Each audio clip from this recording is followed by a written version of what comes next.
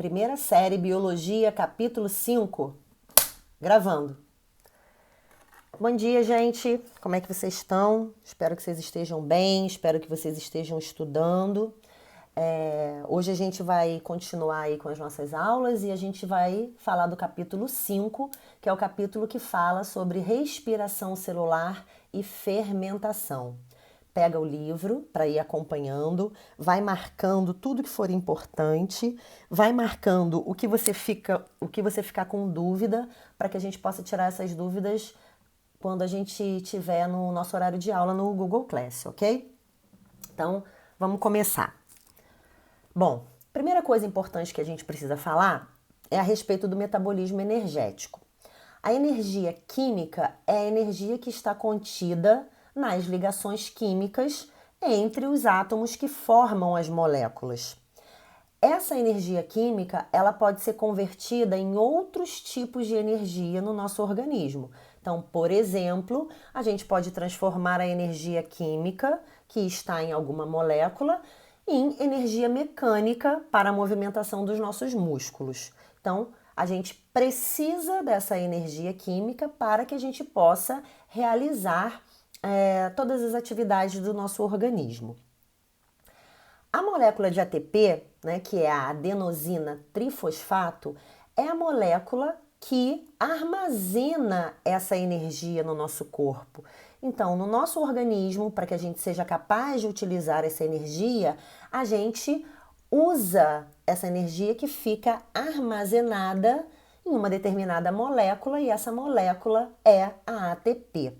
Então, a quebra das ligações químicas das moléculas libera essa energia liberada é armazenada na molécula de ATP, molécula essa que o nosso organismo consegue utilizar, ok? Aqui a gente tem a imagem, né, da molécula de ATP. Então, essa molécula de ATP, ela é formada por 3 fosfatos, repara, ó, trifosfato, olha aqui, 1, 2, 3 fosfatos, e a adenosina, que é a base nitrogenada adenina com a ribose. Então, aqui, ó, adenosina trifosfato, ok? Como é que essa molécula consegue armazenar essa energia? Então, ela tem, ó, esses 3 fosfatos e a ligação desses fosfatos é a ligação que armazena a energia. Quando o organismo necessita de energia, ele desfaz uma dessas ligações, então ele quebra uma dessas ligações, um fosfato é liberado e a energia que foi liberada dessa ligação é utilizada pelo organismo. Então, a molécula de ATP passa a ser ADP. Esse D de difosfato, porque liberou um fosfato, então ficaram apenas 2. Quando há energia disponível, esse fosfato que foi liberado, ele volta à molécula e a ligação química se refaz. Então, a molécula passa de ADP para ATP novamente, porque o fosfato que foi liberado, ele refez a ligação química dele, então voltaram a ser 3 fosfatos. Então, a molécula, ela fica sempre nesse balanço. Libera um fosfato para o organismo utilizar a energia, passa para ADP. Quando o organismo tem energia disponível, esse fosfato refaz a ligação e ela volta a ser ATP. Como é que essa energia torna-se disponível no nosso organismo para que essa molécula de ATP se forme?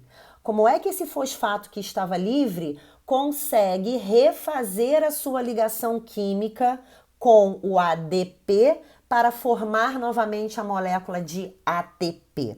Então, é preciso que exista energia e essa energia ela é proveniente das moléculas que a gente ingere. Nesse caso, a gente vai falar a respeito da glicose, que é a molécula mais utilizada pelo nosso organismo para a obtenção de energia, tá? Então, o primeiro mecanismo que a gente vai falar de obtenção de energia é a respiração celular, tá ok? É o mecanismo que rende a formação de muitas moléculas de ATP. Então, a gente diz que ele tem um alto saldo energético. Então, a respiração celular é um mecanismo em que se obtém energia para se formar ATP através da quebra das moléculas de glicose.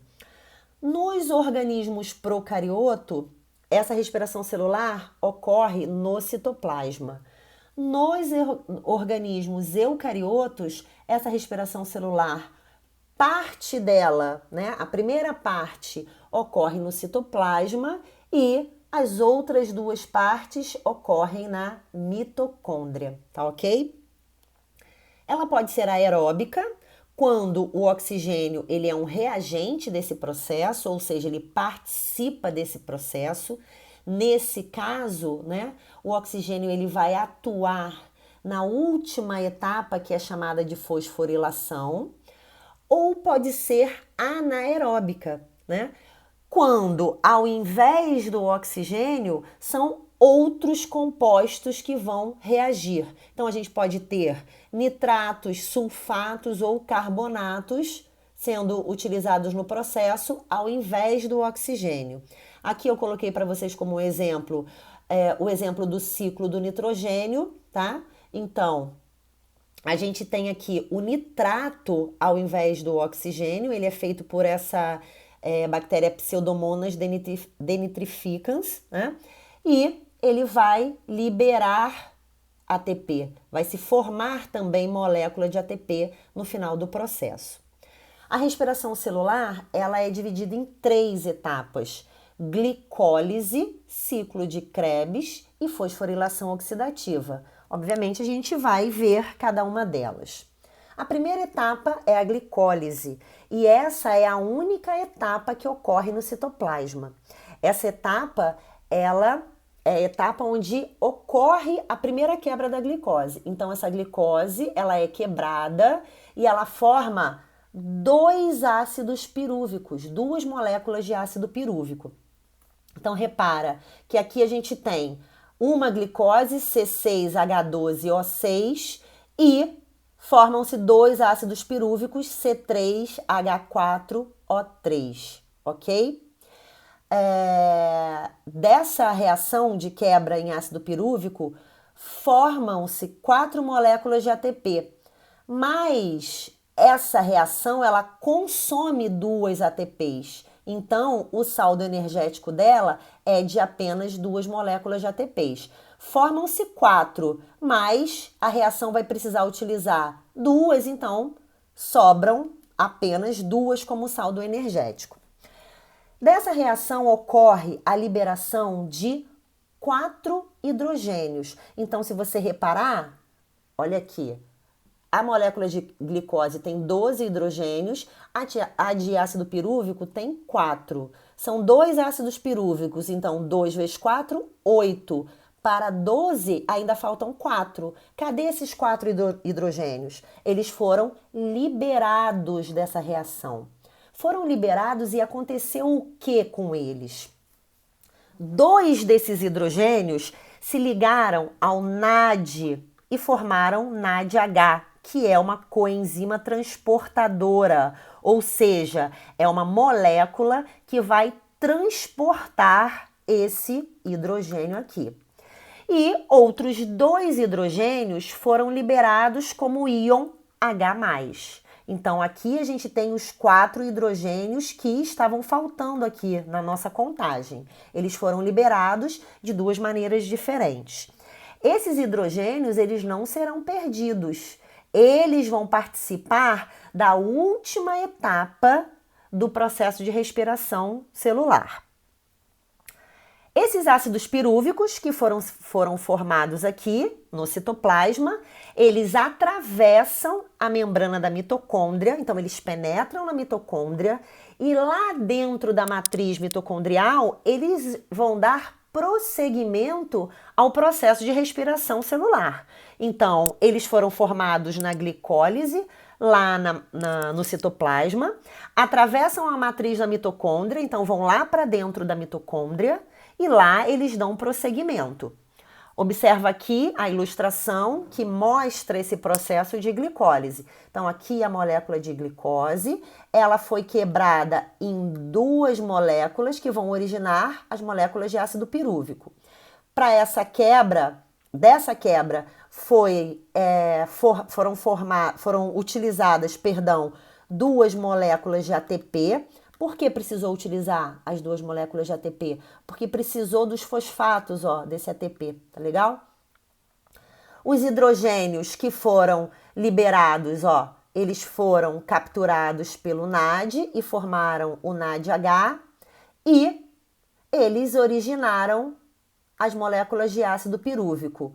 Dessa formação do ácido pirúvico foi liberada energia para formar 2 ATP para cada ácido pirúvico. Então, aqui a gente tem a formação de 4 ATP, sendo que essa quebra inicial utilizou 2 ATP, então o saldo energético foi de 2 moléculas de ATP. Segunda etapa, ciclo de Krebs ou ciclo do ácido cítrico, mesma coisa, tá legal? O que é o ciclo de Krebs? São reações cíclicas que ocorrem lá dentro da matriz mitocondrial. Então, esse ciclo aqui, ele ocorre dentro da mitocôndria. Ele vai depender do quê? Dos ácidos pirúvicos que foram formados na glicólise, atravessaram a matriz mitocondrial e chegaram lá dentro da mitocôndria. Então, é necessário que essa primeira etapa tenha ocorrido para que esses ácidos pirúvicos tenham sido formados.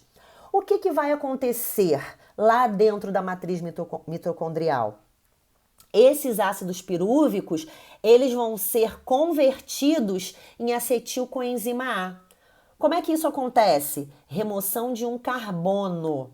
Então, remove-se um carbono do ácido pirúvico e os 2 carbonos que restaram no ácido pirúvico se ligam à coenzima A e formam a acetilcoenzima A.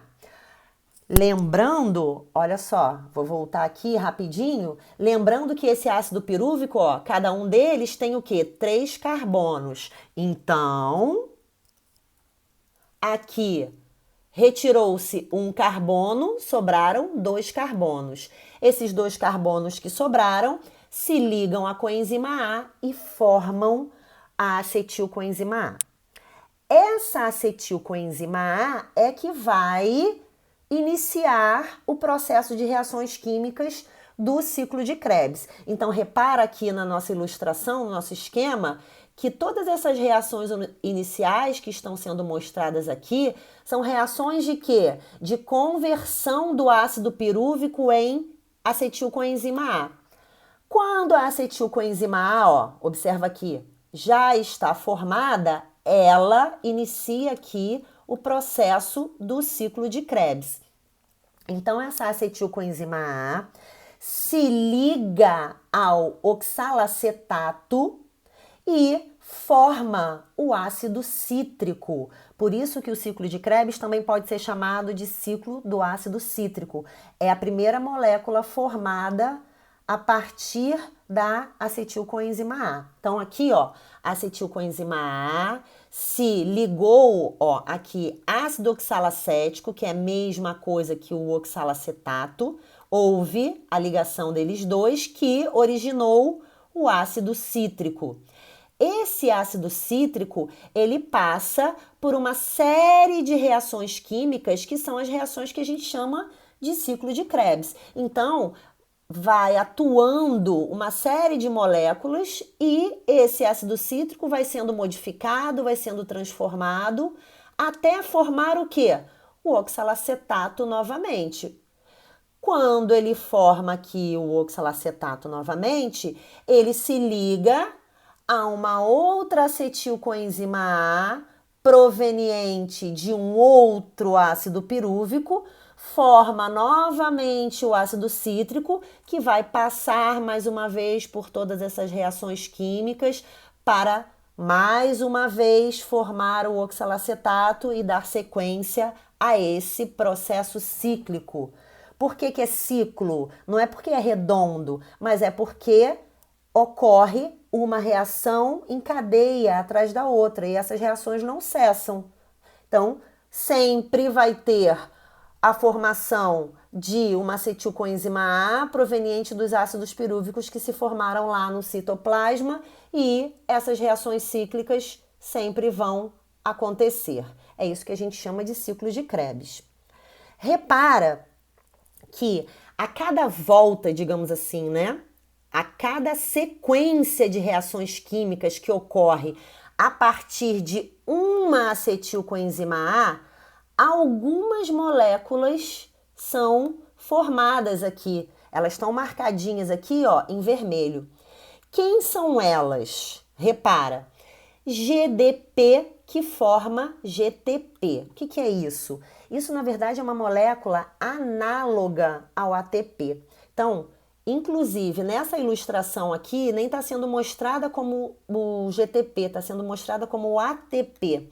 É uma molécula que vai fornecer energia para a formação de ATP. Então, a cada volta, a gente tem formação de ATP, liberação de gás carbônico, duas moléculas de CO2, formação de 3-NADH, que é uma coenzima transportadora de hidrogênio, e formação de 1-FADH, que é uma outra molécula, uma outra coenzima transportadora de hidrogênio. Então, isso a gente observa aqui, ó. A cada parte da reação forma-se uma dessas moléculas. Então, aqui a gente teve a formação de NADH, aqui a gente teve a eliminação de um CO2, aqui a formação de outro NADH, eliminação de outro CO2.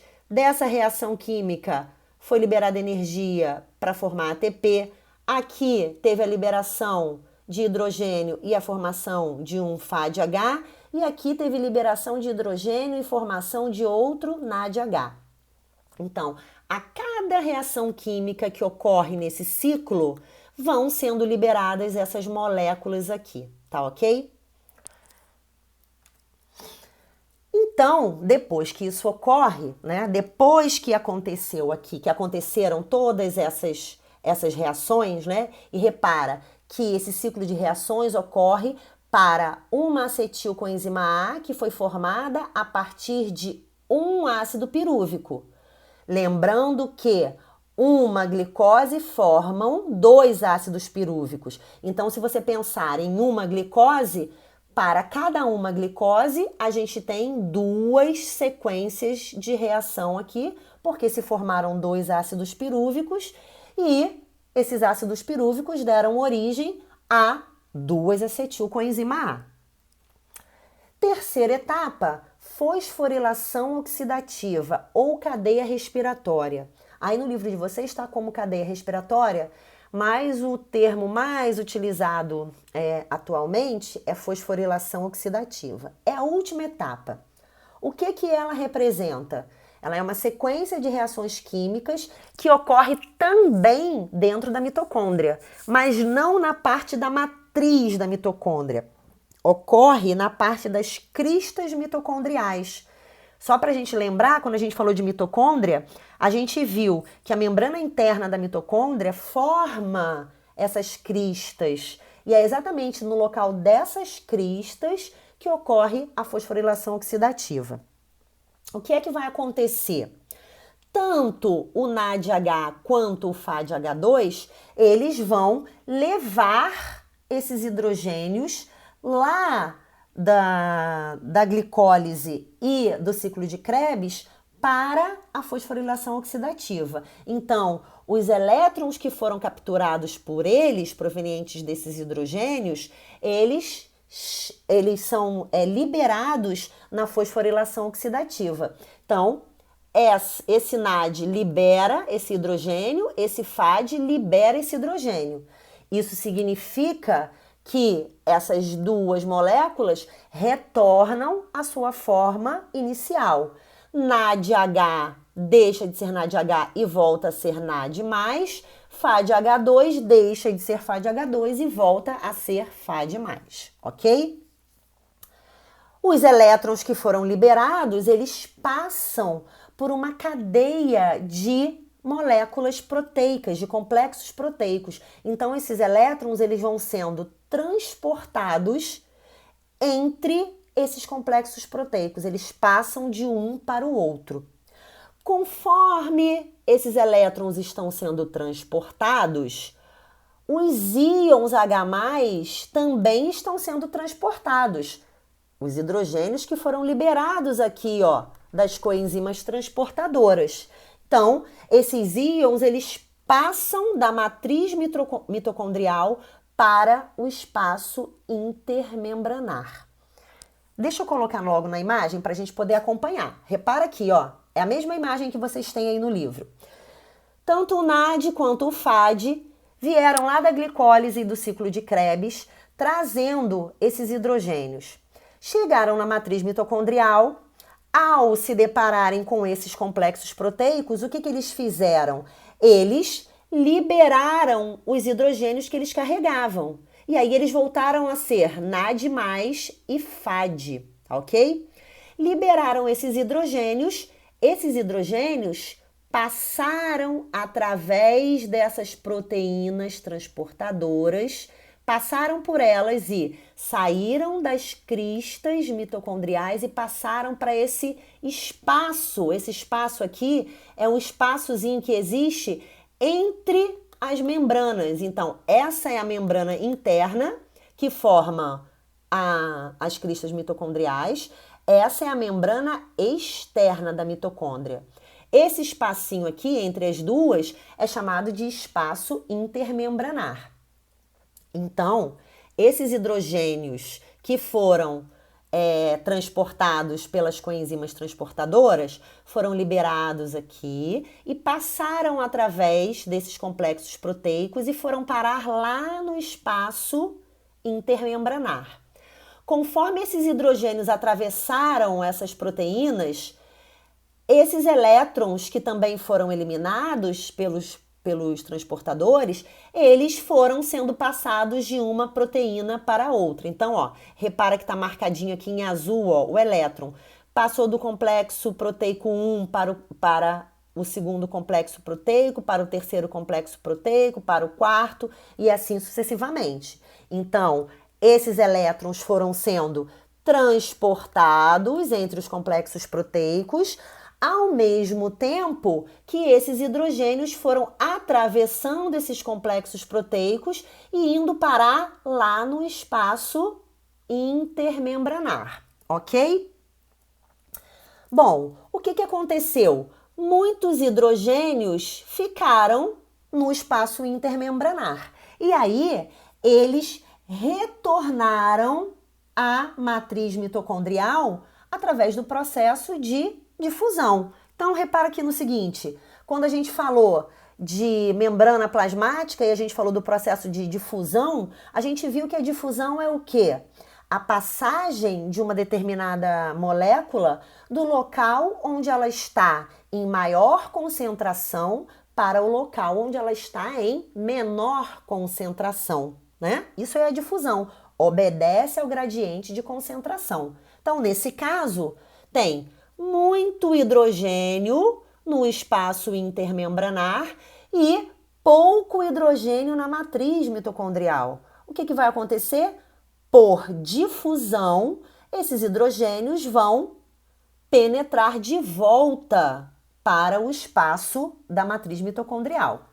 O que ocorre é que, para eles voltarem, eles passam por dentro dessa molécula que se chama ATP sintase. Então, a ATP sintase é a molécula que vai permitir a volta desses hidrogênios para a matriz mitocondrial.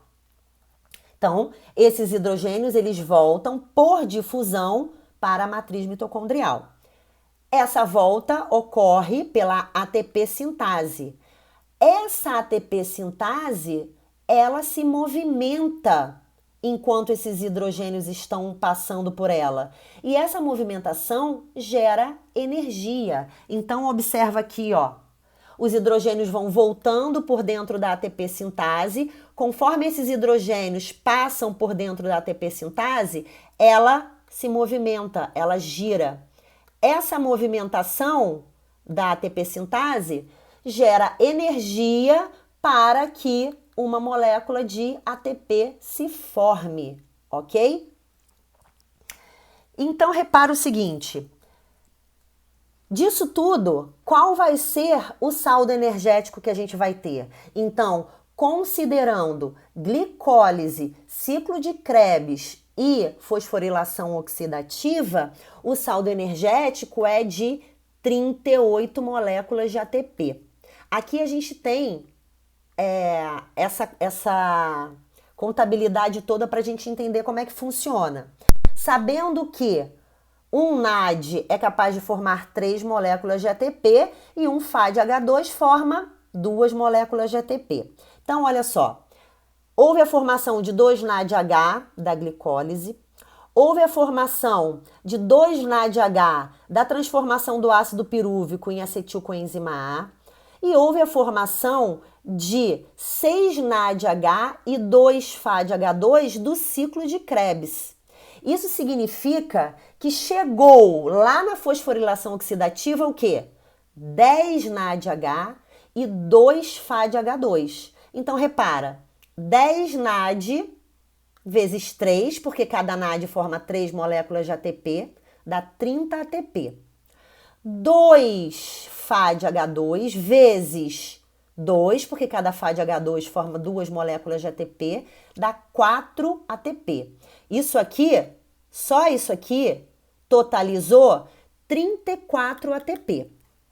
Então, a gente tem 34 ATPs formadas a partir das moléculas transportadoras de hidrogênio, a partir do NAD, do NADH e do FADH2. Mas o que a gente tem que lembrar? Que lá na glicólise a gente teve um saldo energético de 2 ATP e que a transformação do ácido pirúvico em acetilcoenzima A também forma 2 moléculas de ATP. Então, as 34 ATPs formadas através das coenzimas transportadoras, mais as 2 ATPs da glicólise, mais as 2 ATPs da transformação de ácido pirúvico em acetilcoenzima A, isso tudo somado dá o rendimento energético de 38 moléculas de ATP. Ou seja, é um mecanismo bastante energético. Uma outra coisa que eu acabei não mostrando é, se você observar, esses hidrogênios que vão retornando, eles se ligam ao oxigênio, que o oxigênio, na verdade, ele é o último transportador, né? A molécula final desse processo. Então, esses hidrogênios, eles se ligam a esse oxigênio e eles formam a molécula de água, tá? Então, é fosforilação oxidativa porque tem a participação desse oxigênio como o último aceptor desses elétrons. Então, conforme esses elétrons vão passando entre os complexos proteicos, a última molécula onde eles chegam é o oxigênio, que se liga a 2 hidrogênios e forma a molécula de água, tá? Então, a gente acabou de ver que é um processo onde a gente tem o rendimento de 38 moléculas de ATP, sendo que há a participação do oxigênio. Depois disso, a gente fala da fermentação, que é um processo anaeróbico de produção de ATP. Então, organismos que não têm a presença do oxigênio ou que estão sem a presença do oxigênio naquele dado momento, também conseguem produzir ATP pelo processo de fermentação. Esse processo de fermentação, ele representa uma quebra parcial da glicose, ou seja, a glicose não é quebrada totalmente, não é obtido da glicose todo o rendimento energético possível. Repara que a fermentação, ela rende apenas 2 moléculas de ATP. Então, a gente só tem a quebra inicial dessa glicose. Quem é que faz a fermentação? Organismos anaeróbios facultativos, que são aqueles, né, que fazem a fermentação quando não existe oxigênio. Quando tem o oxigênio, eles fazem respiração celular. Mas quando não tem o oxigênio, eles fazem fermentação. E os anaeróbios restritos, que são aqueles que só fazem fermentação, ok? Existem 2 tipos principais de fermentação, e principais em relação a quê? A importância, principalmente na indústria alimentícia, que é a fermentação lática e a fermentação alcoólica, né? Então a gente vai ver essas duas. A fermentação lática é aquela que vai formar ácido lático. Então a glicose ela é quebrada e ela vai resultar na formação de ácido lático. Quem é que faz isso? Bactérias do tipo Lactobacillus, principalmente, mas alguns outros organismos também. Essa fermentação, ela é semelhante à glicose, ou seja, a quebra inicial dessa glicose. Só que os 2 ácidos pirúvicos, eles vão reagir com o NADH e eles vão formar ácido lático. Então, não vai ter reação dos ácidos pirúvicos para serem convertidos em acetilcoenzima A. Eles vão reagir com o NADH e eles vão formar ácido lático. A partir da formação desse ácido lático, não tem mais quebra nenhuma. Parou em ácido lático. Formaram-se apenas 2 moléculas de ATP. Quais são os exemplos que a gente tem? Lactobacillus presente no leite, que formam o leite coalho, que é utilizado para a formação de queijos e iogurtes, por exemplo. Mas a gente também tem um exemplo de fermentação lática no organismo humano. O esforço físico, então a pessoa realiza uma intensa atividade física e todo o oxigênio ele é utilizado na respiração celular e ocorre a falta de oxigenação dessas células. Então, essas células musculares, pela falta de oxigenação, elas conseguem realizar a fermentação. Essa fermentação lática, ela vai, obviamente, acumular ácido lático no músculo. E esse acúmulo de ácido lático é o que causa a dor e o cansaço e a fadiga muscular. Esse ácido lático ele não fica para sempre, eternamente ali. Aproximadamente 24 horas depois que ele foi produzido e acumulado no músculo, ele é removido do músculo e ele é transportado para o fígado, onde ele vai ser reconvertido em glicose, ok?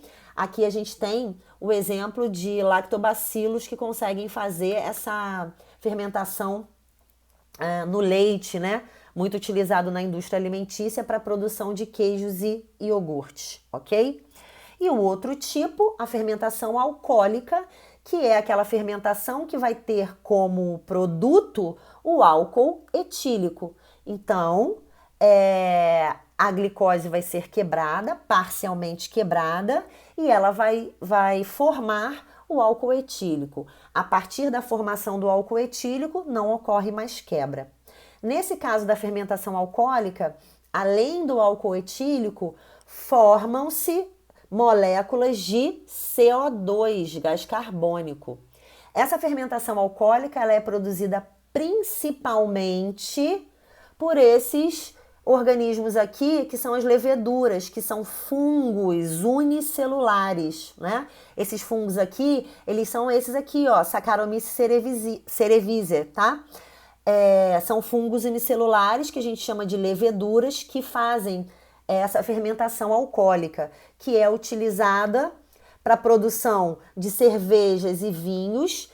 E esse fungo ele também é utilizado como fermento na fabricação de pães. O gás carbônico que é liberado, ele torna a massa mais fofinha, mais macia, né? Então, o padeiro, né, faz a massa e essa massa, inicialmente, ela é uma massa muito densa, muito compacta. Conforme esse fungo, né, que é colocado como fermento, conforme esse fungo vai fermentando ali naquela massa, ele vai produzindo CO2 e essa massa ela vai aumentando de tamanho, ela vai inchando e ela vai ficando mais fofinha, mais aerada, exatamente por conta da produção desse gás carbônico, ok? Bom, gente, a gente termina então a aula com terminando falando a respeito da fermentação alcoólica, tá? Vocês vão ter lá no Google Class o plano de estudo, indicando para vocês, né, quais são as atividades que vocês precisam realizar. Eu depois também vou fazer uma gravação de uma videoaula com algumas questões que mostram as principais dúvidas em relação à fermentação e à respiração celular, né? Pode parecer muito difícil, muito complexo, mas não é. Eu vou separar algumas questões que mostram, na verdade, as principais partes desse assunto que são cobradas. Então, vou separar essas questões, vou gravar uma videoaulazinha com algumas dessas questões para a gente poder ver isso junto, tá legal? No mais, vocês vão ter lá a orientação de quais são as questões que vocês precisam, as atividades que vocês precisam fazer, tá ok? Não esqueçam, estudem, se dediquem e eu vou estar disponível lá no Google Class para tirar as dúvidas de vocês, ok? Fiquem com Deus, beijo no coração.